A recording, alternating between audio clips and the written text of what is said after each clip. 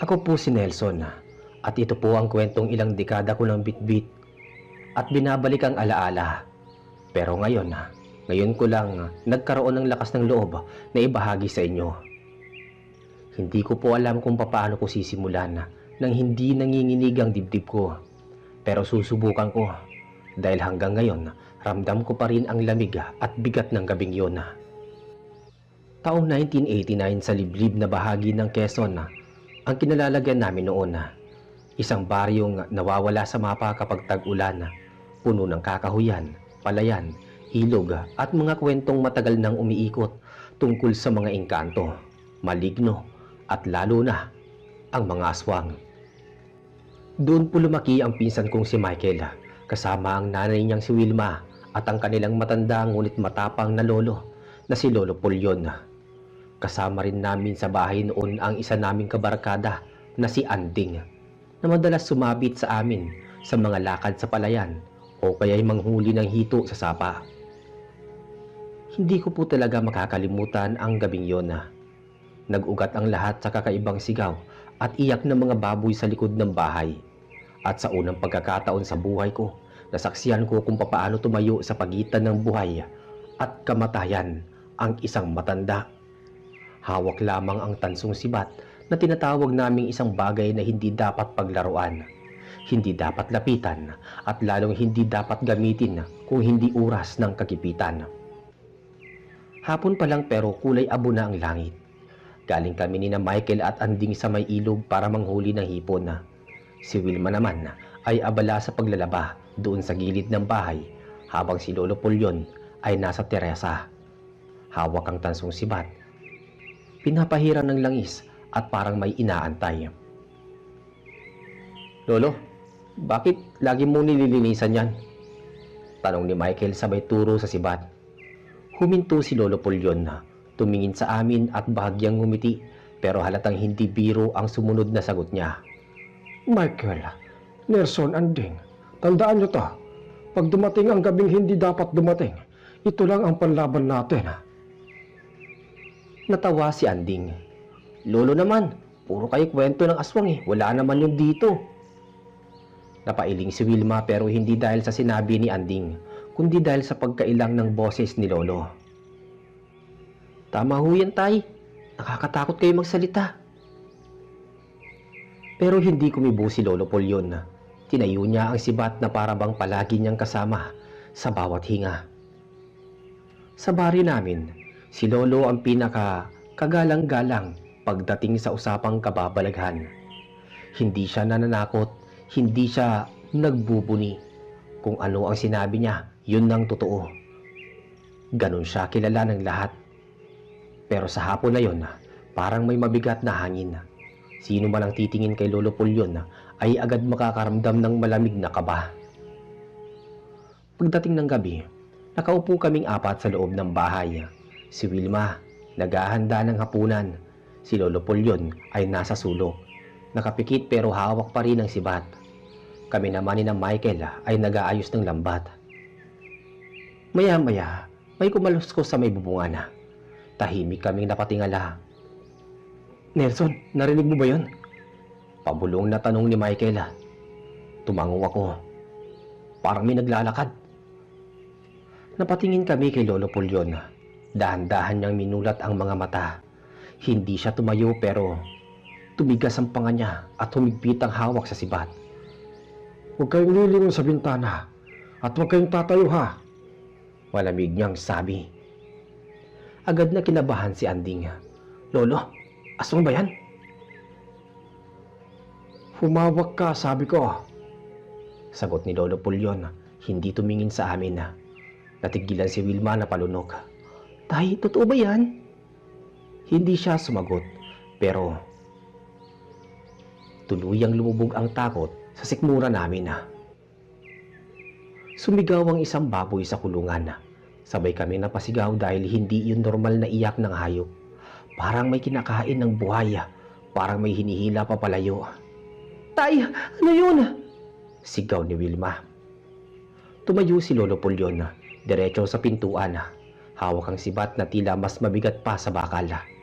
"Dito lang kayo." Pero Hindi kami nakinig. Kami ni na Michael, Anding at ako ay dahan-dahang sumunod.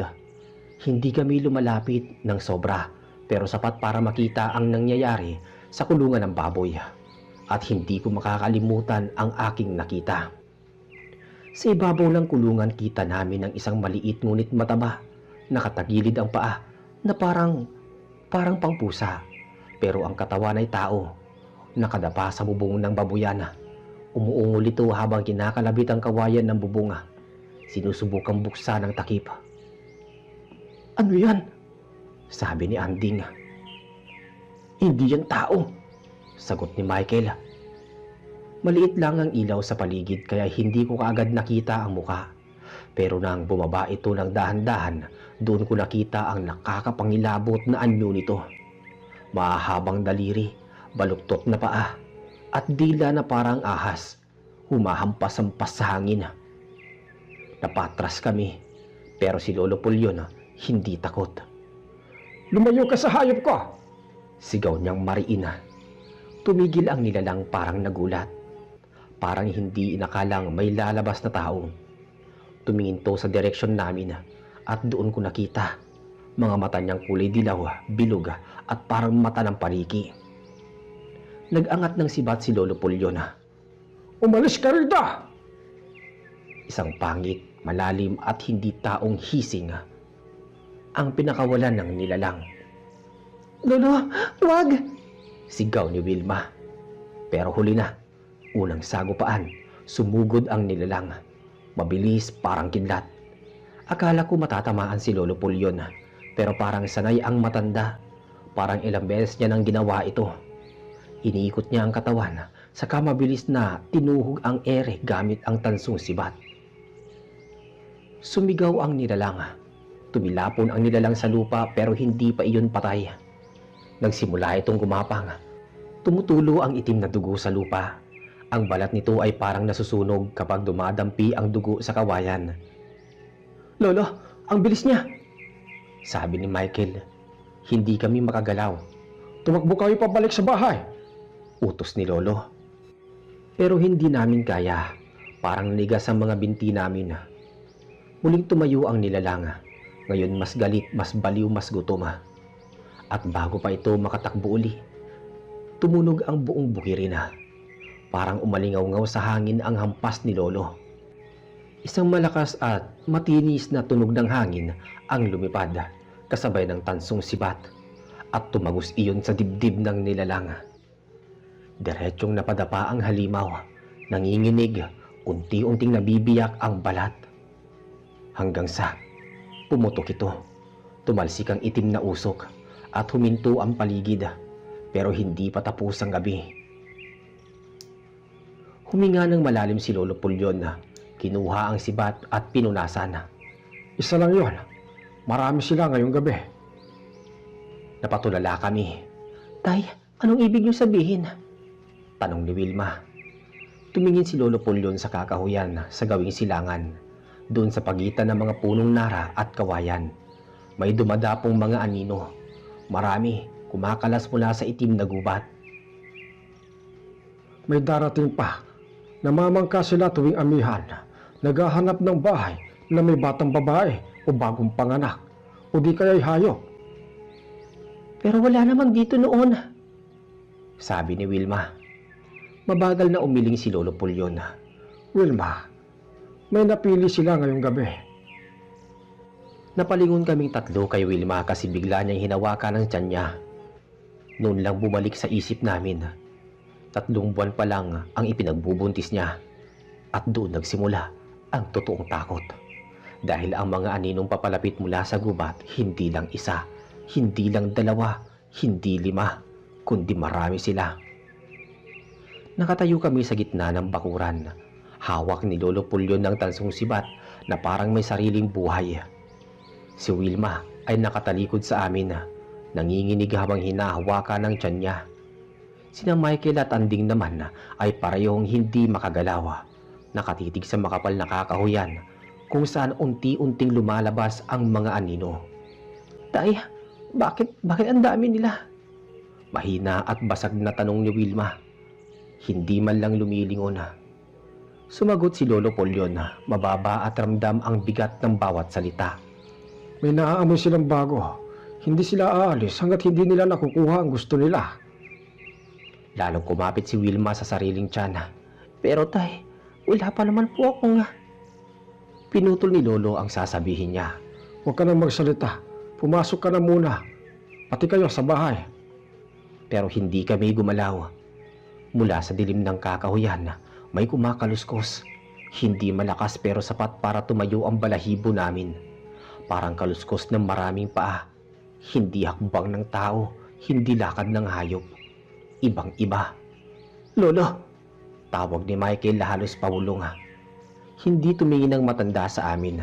Nakatuon lang ang mata niya sa mga aninong lumalabas isa-isa mula sa gubat. Pagkalampas ng ilang segundo, lumabas ang unang nilalang. Mas malaki kaysa sa nauna.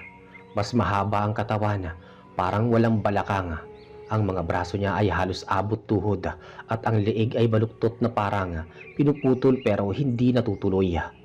Ang mata nito ay pulang-pula, parang nagliliyab. Kasunod nito, 4 pang aswang ang lumabas. May 2 gumagapang, isang nakatayo pero nakayuko na parang nag-aabang ng tiyempo. At ang isa ay mabilis na kumikibot ang ulo na parang hinahanap ang direksyon kung saan nagmumula ang amoy ng dugo. Pumikit sandali si Wilma at napaluha. Tay, mamamatay tayo. Tumayo si Lolo Polyon matikas kahit sa edad niya. Hanggat nandito ako, walang kukunin sa inyo. Naglakad ang mga aswang papalapit. Hindi sila tumatakbo, dahan-dahan lang. Parang sigurado sila sa mangyayari. Ramdam kong kumapit si Anding sa braso ko. Nelson, hindi natin kaya to. Sabi niya, pero hindi ako makasagot. Biglang humangin ng malamig, parang may humihigop sa paligid. Napatingala si Michael. Narinig niyo yon? Tanong niya. Narinig nga namin ang mahinang paghuni ng mga paniki sa kawayanan. Pero may isa pang tunog. Parang malaking pakpak na pumapalo sa hangin. Napakunot ang noo ni Lolo. May kasama pa sila sa itaas. Pag-angat namin ng ulo, nakita namin ang isang itim na figura na umiikot sa ibabaw ng punong mangga. Mababa lang ang lipad, paikot-ikot na parang umiinog. Malaki yun, halos kasing laki ng tao. Hindi namin makita ang muka dahil mabilis ang pag-ikot niya, pero dinig namin ang pagaspas ng pakpak na mas mataas pa sa normal. Ang laking pakpak nun, di ba? Tanong ni Michael. Tumango si Lolo. Hindi lang pakpak, taong may pakpak. Matagal ko nang alam na may isang ganyan dito sa kagubatan, pero hindi lumalapit sa baryo. Ngayon kasama na nila. Napalunok ako. Anong gagawin natin? Tanong ko. Sumagot si Lolo nang hindi lumilingon. Kailangan kong ilabas ang sibat sa hangin. Hindi sila titigil hanggat hindi sila tinatamaan nito. Pero bago pa man niya magawa yun, sumugod ang unang aswang. Ang unang aswang, yung may pulang mata, biglang tumakbo papunta kay Wilma. Hindi sa amin, hindi kay Lolo. Diretso talaga kay Wilma.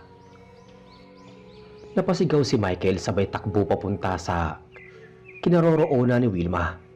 Pero mas mabilis ang nilalang. Hinampas nito ang lupa. Tumalon at halos matamaan si Wilma sa dibdib kung hindi lang nagtulak si Michael papalayo sa kanya. Tumilapon si Michael sa lupa. Paglingon ng aswang kay Michael, ngumanga ito, mahaba ang dila, parang kumikintab sa laway. Handa na sanang dumamba sa kanya pero isang malakas na hampas ng tansong sibat ang tumama sa tagiliran ng nilalang. Bumitaw ka! Sigaw ni Lolo Polyon, puno ng galit at hindi takot. Nadala ang aswang pero hindi natumba.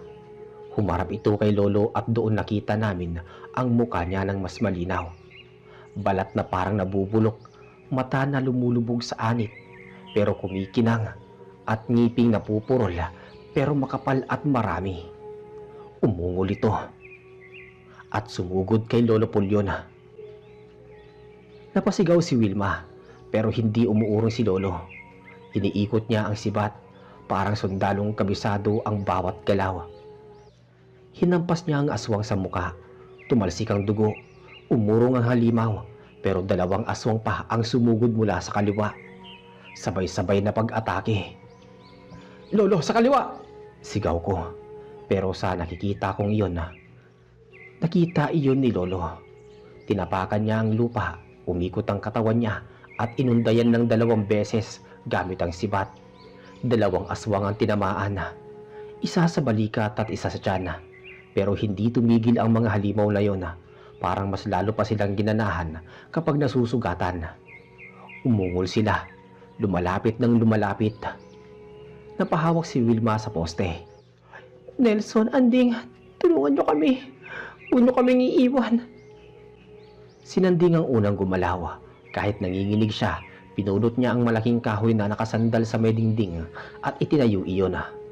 Nelson, kahit pa paano, tangkain natin, sabi niya. Nanginginig ang ngipin. Ginawa ko rin yun. Pinulot ko ang isang kahoy sa gilid ng kulungan. Mabuti nang may hawak kaysa wala. Habang papalapit pa ang isa pang aswang, nakita namin dumapo sa bubong ng bahay ang itim na nilalang na may pakpak. At doon nagbago ang hangin. Parang lumamig, parang humigpit ang paligid. Tumingala si Lolo. Kulang na lang. Lahat sila nandito. Habang lumilipad ito paikot, dahan-dahang bumababa ang nilalang. Hindi siya tulad ng iba. Mas mahaba ang pakpak, parang balat na tinastas mula sa malaking paniki. Ang mukha niya ay kalahating tao, kalahating hayop. Ang buhok ay basang-basa, mahaba at dikit-dikit. At ang mga mata ay makitid, halos puti lang ang nakikita. At pagdapo niya sa bubong, nagsalita siya. Paus, mababa, at parang 2 boses na magkapatong. Ibigay niyo sa amin ang babae. Amin ang dinadala niya. Napatras si Wilma. Hindi ka makakalapit sa anak ko. Bulong niya. Sumigaw si Michael. Umalis kayo rito! Umalis kayo! Tumingin ang nilalang kay Michael. Walang batang lalaki ang makakapagtaboy sa amin. Parang sasagutin pa sana ni Michael pero napigilan siya ni Lolo. Michael, huwag kang magsasalita sa kanila. Napahinto siya. Tumingin ang nilalang kay Lolo Pulyon at sumimangot. Matanda, buhay ka pa rin. Hindi sumagot si Lolo. Tinaas niya ang sibat. Tumalon mula sa bubong ang pakpakang nilalang. Pagbagsak niya, yumanig ang lupa. Nagkalat ang alikabok at ang tuyong dahon. Umayo si Lolo sa tindig. Mas mahigpit ang hawak niya sa sibat. Kayong mga halimaw, hindi niyo makukuha ang pamilya ko. Ngumiti ang may pakpak na aswanga. Pangit, pilit at puno ng tukso. Matanda, hindi mo kami kaya. Hindi mo kayang labanan ang 5, 6 o 7 mag-isa. At nang sabihin niya yon, sabay-sabay gumalaw ang mga aswang sa paligid. 3 aswang ang sumugod kay Lolo.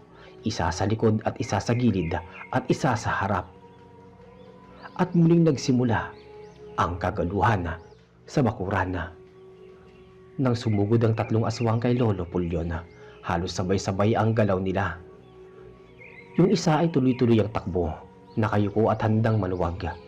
Yung isa ay gumagapang sa lupa, nakabuka ang bibig at naglalaway. Yung isa, paakyat ng hangin, tumatalon para atakihin si Lolo mula sa taas. Tay! Sa taas! Pero hindi nagpadala si Lolo Pulyon sa kaba. Inikot niya ang tansong sibat at humakbang pataas ng 1 beses bago sinalubong ang unang aswang. Tumama ang dulo ng sibat sa tiyan ng unang halimaw. Napatras ito pero hindi natumba. Ang dugo nito ay tumutulo sa lupa at parang umuusok. Kasunod nito, sumipa at gumapang na aswang naman ang tinangkang kumagat sa paa ni Lolo. Hinampas ni Lolo ang gilid ng ulo nito at nagtilapo ng halimaw sa gilid. Pero ang ikatlo, galing sa taas, nakita namin kung papaano bumagsak mula sa bubong. Parang malaking paniki na may galit sa tao sa loob. Lolo! Sabay-sabay naming sigaw. Pero inayos ni Lolo ang sibat, itinusok sa ere, at nang bumaba ang aswang, tumagos ang sibat sa balikat nito, pero hindi iyon sapat para patigilin siya. Hinawakan ng halimaw ang katawan ng sibat, idiniin ito para makalapit sa mukha ni Lolo. Ngumisi siya. "Hindi mo ako kayang patayin, tanda." Ngunit marahan lang na sumagot si Lolo. Hindi natitinag. Hindi ako ang papatay sa iyo, kundi ang sugo ng liwanag. Pinilit niyang hilahin pababa ang sibat at nang magawa niya, bumangga ang aswang sa lupa. Tumama ang ulo nito sa kahoy at bago pa makabangon, winasiwas ni Lolo ang tansong sibat sa leeg nito. Napatalon kami ni Anding sa lakas ng tunog. Umuurong sandali ang ibang aswang, naguunahan ng hininga, parang naiinis na napapansing isa-isa sa kanila ay nababawasan na. Pagkapit ni Michael kay Wilma, habang abala si Lolo sa pakikipaglaban, hinila ni Michael itong si Wilma palapit sa dingding ng bahay. "Dito ka lang ha, huwag kang lalayo," sabi ni Michael. Nanginginig ang kamay habang sinusubukang protektahan ang babae. Humihingal si Wilma, hawak ang tiyan niya. "Huwag kang lalapit sa kanila, huwag," sabi niya. Maya-maya napayakap si Wilma sa tiyan niya. "Hindi kayo makakalapit sa anak ko." Ang hindi inaasahang sumugod. Biglang sumigaw si Anding, hawak ang kahoy. "Hoy halimaw! Layuan mo si Wilma." Hindi ko alam kung saan nanggaling ang lakas ng loob niya. Nanginginig siya sa una pero ngayon nakatayo siya. Nakataas ang kahoy na para bang handa niyang isakripisyo ang sarili niya. Napatawa naman ang nilalang. "Anong gagawin mo sa akin, bata?" Hindi sumagot si Anding. Tumakbo siya. "Tanga! Bumalik ka dito!" sigaw ko. Pero huli na. Tumalon si Anding sabay hataw ng kahoy papunta sa ulo ng nilalang. Pero bago tumama ito, nahawakan ng aswang ang kahoy gamit ang dalawang mahabang kuko. At dahan-dahan itong napangisi. "Babait kang bata." Iniangat niya si Anding gamit ang isang kamay, parang manok na hawak sa leeg. "Bitawan mo siya!" sigaw ni Michael. "Anong sabi mo? Para saan?" Nagsimulang magpumigla si Anding pero wala siyang laban. Nanginginig ang paa niya sa ere. Nakita ni Lolo Pulyon ang mga ganoong eksena noon pa. Hindi kami sigurado kung papaano pero parang alam niya ang bawat galaw ng mga halimaw sa paligid. Nang makita niyang hawak ng may pakpak na aswang si Anding, hindi niya na tinapos ang pakikipaglaban sa dalawang halimaw sa unahan niya. Tumalon siya sa isang paa, inikot ang katawan, at ibinato ang tansong sibat. Lumipad ang sibat diretsong parang kidlat. Tumama ang sibat sa braso ng may pakpak na aswang. Tumilapon si Anding sa lupa, gumulong, pero agad kong nilapitan para hilahin palayo. "Nelson, masakit. Hindi ako makahinga," sabi ni Anding na hinihingala. "Dito ka lang, huwag kang gagalaw," sagot ko. Kahit ako mismo ay nanginginig sa kaba. Sumigaw ang may pakpak na aswang, hawak ang dugo ang braso. "Tanda!" Pero hindi pa siya nakakabawi ay tumakbo si Lolo papunta sa kanya para kunin ang sibat. Kinuha niya ito sa lupa. Bagyang umiinit pa yon mula sa pagkakatusok. Habang hinihila ni Lolo ang sibat palabas sa laman ng aswang, lumapit naman ang tatlong aswang pa mula sa kakahuyan. Tumigil sila sandali para nag-aantay ng sinyalis mula sa kanilang lider. Nang tumingin ng may pakpak na aswang sa kanila, nakayuko at galit, bigla itong sumigaw. "Kuhain niyo ang babae!" At doon na nagsimula ang tunay na kaguluhan. Sabay-sabay silang tumakbo papunta kay Wilma. Lolo, tulungan niyo kami!" Sigaw ni Wilma, yakap ang tiyan niya, hindi makatakbo ng maayos. Agad namang tumakbo si Michael. Iniharang ang katawan niya. "Walang lalapit!" Umungulang isa sa mga aswang at bumangga kay Michael. Napahiga si Michael sa lupa. Habang papalapit ang isa sa mga aswang, naisip ko na tapos na. Pero si Michael, kahit duguan ng ilong at nanginginig, ay pilit bumangon. Hindi. Hindi ka dadaan dito. Sigaw niya. Pinulot niya ang isang malaking bato sa lupa at hinampas ang ulo ng nilalang. Umungol ito, umatras sandali. Pero mabilis silang bumalik. Hindi ko kayo papayagang makalampas sa akin. Sabi ni Michael. Hindi pa kami nakakahinga ng biglang may gumalaw muli sa kakahuyan. Nelson, parang may paparating pa. Nilingon ko si Anding. Hindi. Huwag mo sabihin. Pero tama siya. Mula sa dilim ng kagubatan, may mga mata na naman na lumalabas. Mas marami, mas mabilis, mas gutom, at tila mas mabangis. Humigpit ang hawak ni Lolo sa sibat. Hindi tayo pwedeng umatras. Hindi tayo pwedeng bitawan ng gabi na to. At unti-unting lumihis ang hangin, parang humahaplos sa balat namin. At sa gitna ng katahimikan, bago ang panibagong pagsugod, narinig namin ang mahinang bulong ng may pakpak na aswang. Simulan na natin. At halos sabay-sabay sumulpot mula sa kadiliman ang mga nilalang, mga aninong mabilis, humahabol sa hangin, at may mga pakpak na nagkikiskisan na parang pinupunit ang gabi. Lolo! Tawag ko. Ramdam ko ang panginginig ng boses ko. Hindi na siya tumingin sa akin. Nakatutok ang mga mata niya sa harapan. Matigas ang panga, nagngingit-ngit ang mga ngipin. Anding Nelson, humanda kayo. Huwag kayong tatakbo. Hindi sila dapat makalapit. Biglang nagsilabasan mula sa kaliwa ang tatlong aswang. Mabilis at nakasayad ang kuko sa lupa. Naglabas ng hugong ang hangin nang sumugod sila. At si Anding ang unang gumalaw. Kahit nanginginig ang kamay niya, iniangat niya ang hawak na patalim. At nang tumalo ng isa sa kanila, nasingitan niya ito. Nasingitan niya ito ng saksak sa tagiliran. Umalingaw-ngaw ang sigaw ng nilalang. Paus, puno ng galit. Nelson, sa kanan mo! Paglingon ko naman, isang babaeng aswang na may mahabang buhok ang papalundag sa akin. Kita ko ang dilaw nitong mata. Basa ng laway ang bibig at ang dila nitong parang hiniwa ang hangin.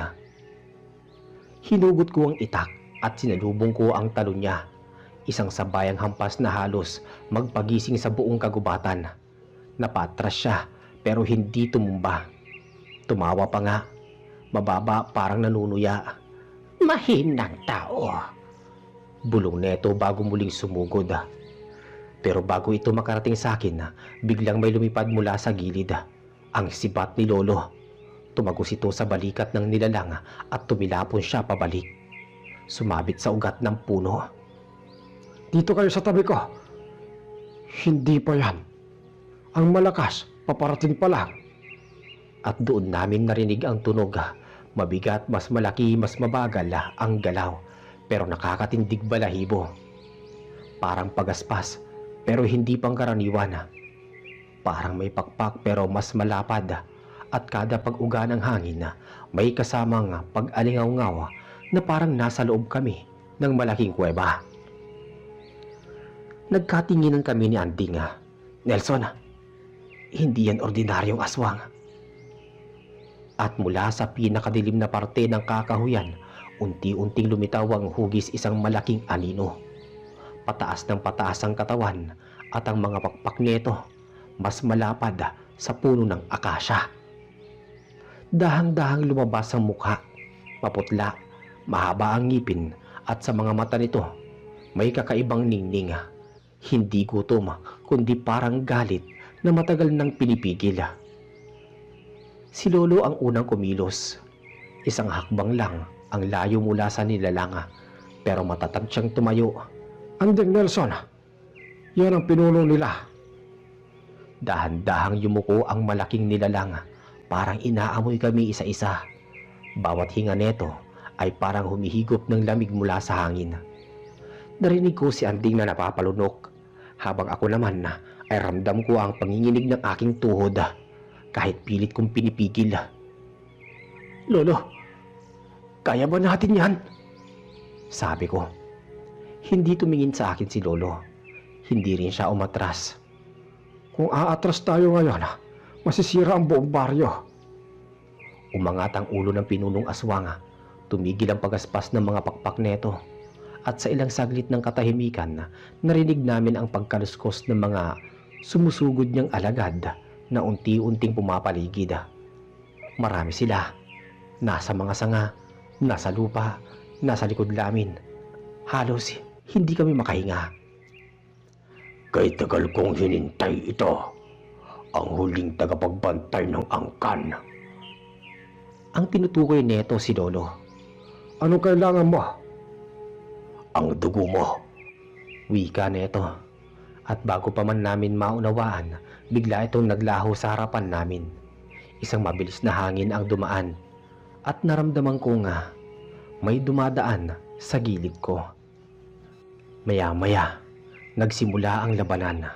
Nagbanggaan sila, parang sumabog ang hangin. Naitulak kami ni Anding paatras sa lakas ng tama. At sa gitna ng alikabok na umaangat, nakita namin na nakaluhod si Lolo. Hawak pa rin ang sibat na nakabaon ang kaunti sa balikat ng pinuno. Pero hindi sapat dahil napapasigaw ang nilalang, hindi sa sakit kundi sa galit. Agad nitong hinampas si Lolo gamit ang pakpak. Isang malakas na hampas na tumilapon ang matanda at bumangga sa puno.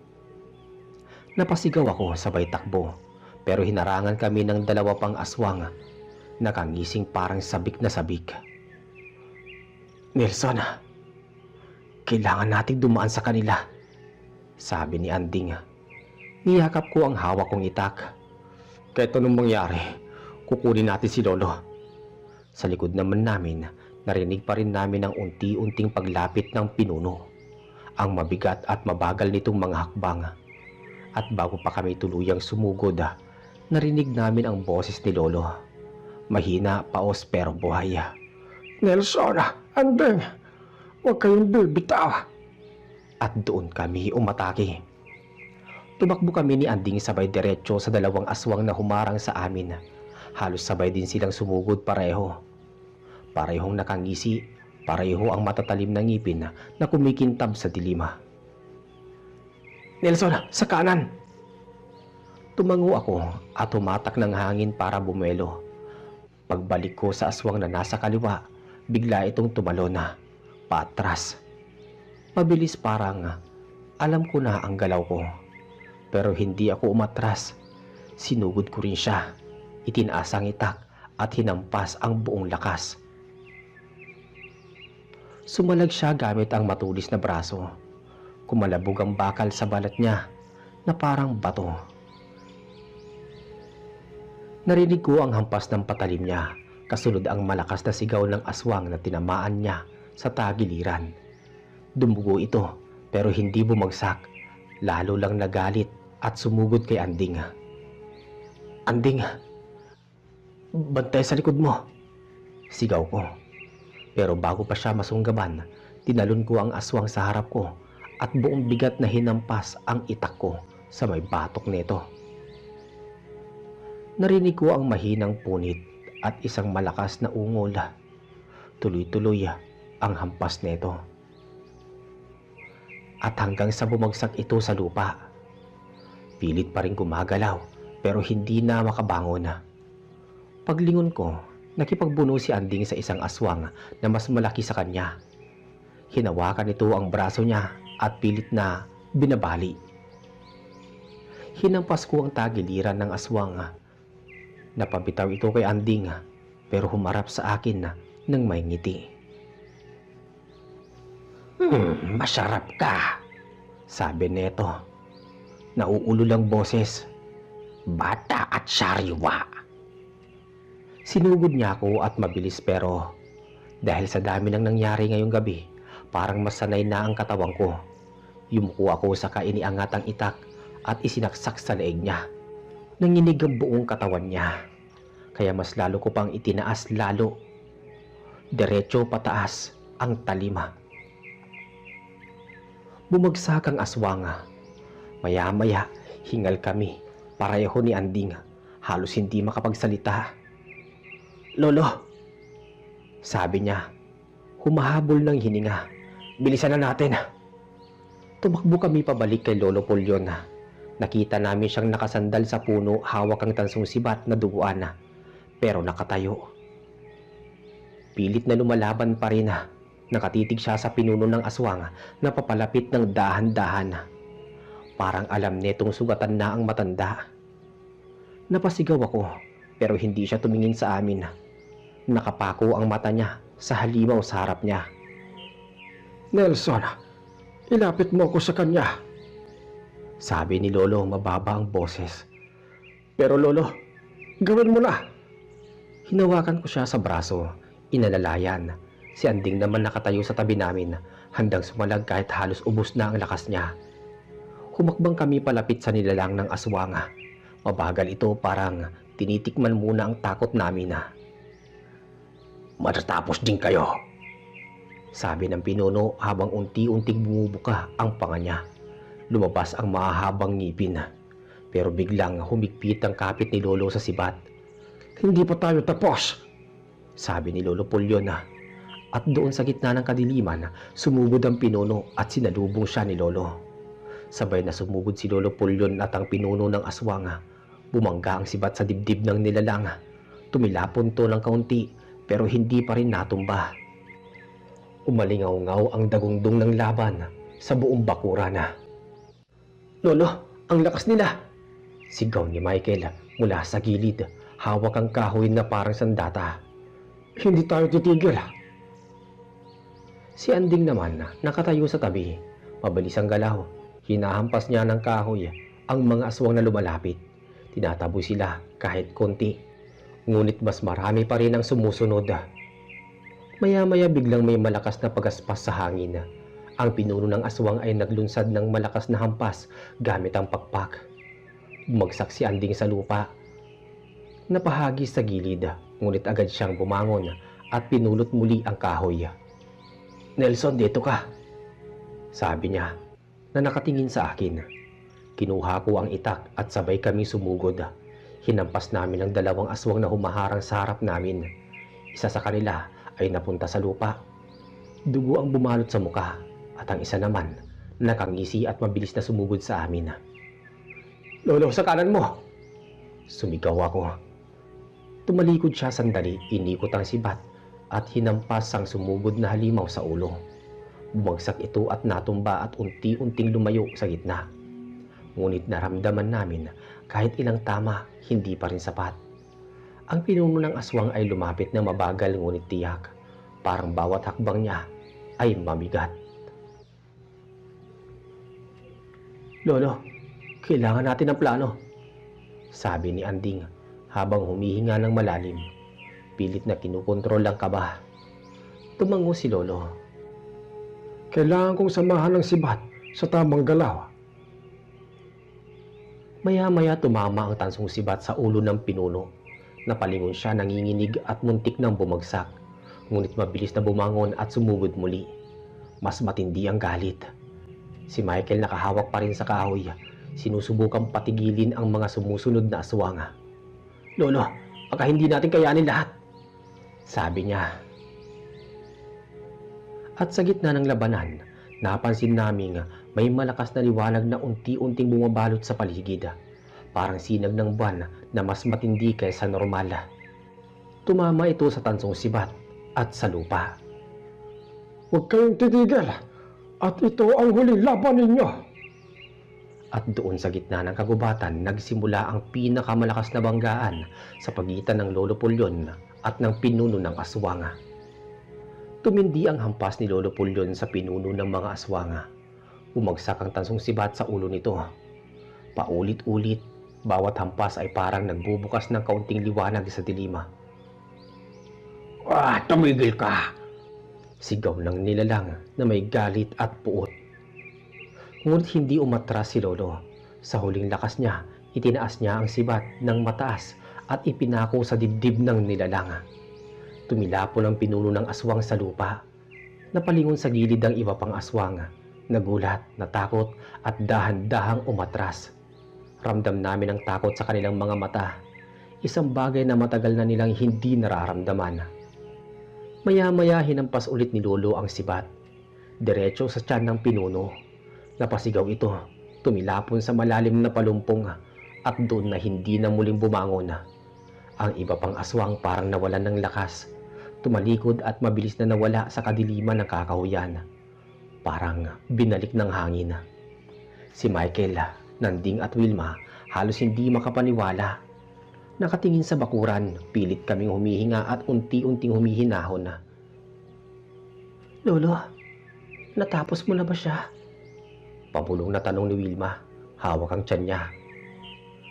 Tumango si Lolo, huminga ng malalim at hinugot ang tansong sibat sa lupa. Hanggang dito na lang ang gabi ng mga halimaw. Pinuntahan namin siya.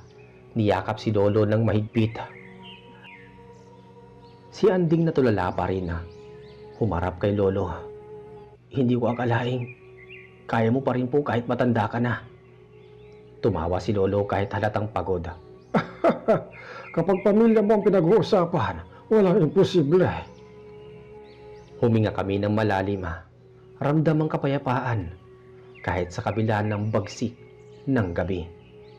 Sa wakas, nakabalik ng katahimikan sa baryo. Ngunit habang nakatingin kami sa kagubatan, alam naming may mga panaginip na hindi matutulog at kwento na mananatili sa alaala. At iyon ang gabing pinagtagumpayan ng tansong sibat ni Lolo Pulyon laban sa mga aswang.